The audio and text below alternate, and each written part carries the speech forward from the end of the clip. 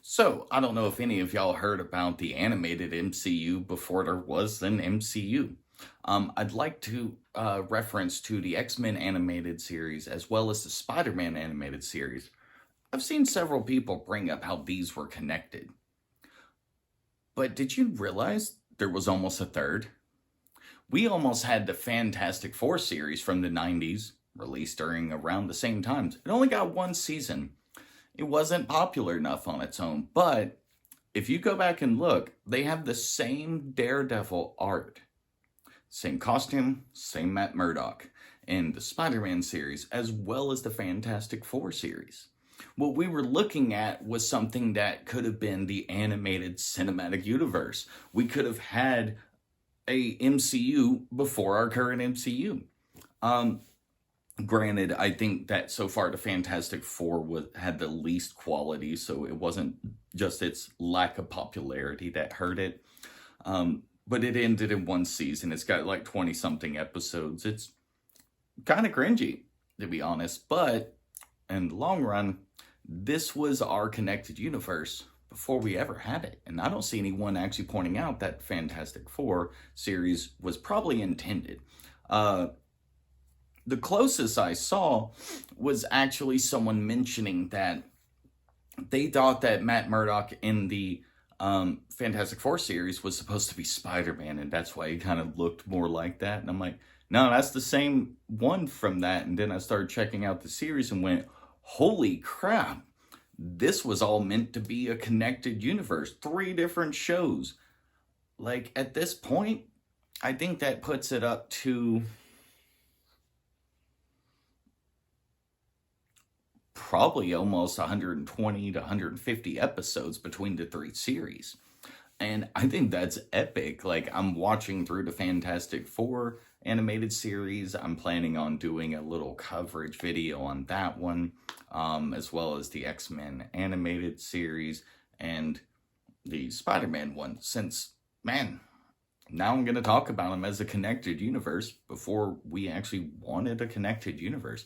They were doing so much with crossovers, like everything from Iron Man, Blade, Punisher, all the way to God Emperor Doom, Captain America, Fantastic Four, which is the same characters in the Fantastic Four series that shows up at the end of the Fantastic Four, the Secret Wars little battle 2 episode, maybe 3 episode thing of the Spider-Man animated series. I recommend all of you to go check that out because it's literally, this is what the MCU could have followed from the beginning if it had all these character rights to do so, and it would make just a tremendously better idea.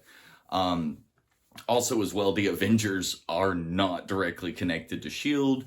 You pretty much only get to see S.H.I.E.L.D. in the Spider-Man animated series, but it's a very interesting take on especially their costumes. Like, I'm a fan of purple. I'm just not so into the idea of the purple and yellow symbol S.H.I.E.L.D. uniforms. That was very 90s. Very 90s. And some things just should stay in the past. But long story short, these were a really cool series. I would say in order of like cool value and which ones are worth watching in order. Spider-Man animated series on top. The amount of crossovers and connected stories of the greater Marvel universe was insane. People that think that Spider-Man is just always on his own, man, this is probably the best animated Spider-Man series ever, just because it is so connected to the greater Marvel verse. And the X-Men, yeah, they're secretive a lot. And they travel more and deal with more worldwide events, like over there in Russia. There was some stuff in Japan, all across the U.S. So they weren't always in New York. But the Fantastic Four, I'm kind of surprised when that came out in 94 that we didn't at least have some tie-in of, the concept that technically they were mutates as well. Mutate is different from mutant, being mutants are born with a mutation. Mutates receive theirs later in life by some external force or something else. It's not like it activates the X gene. It's a change, kind of like Hulk. Hulk's a mutate because he was mutated by the radiation.